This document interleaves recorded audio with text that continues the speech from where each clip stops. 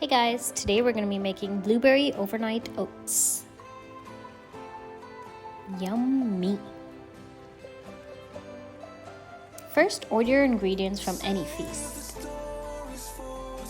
Get them delivered straight to your doorstep. Next, add blueberries in a pan and put it on low heat. Add some honey, cornstarch, lemon juice and water.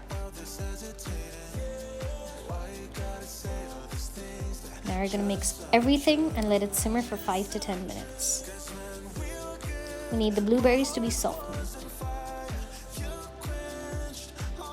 Just like that.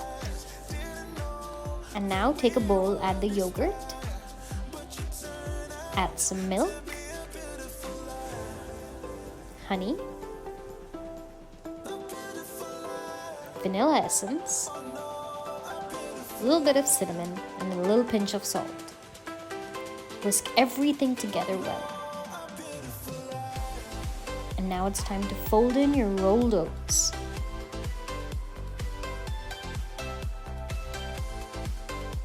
Now in a jar, time to layer your dessert.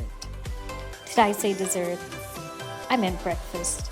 And the reason I said dessert is this healthy breakfast doubles up as a dessert.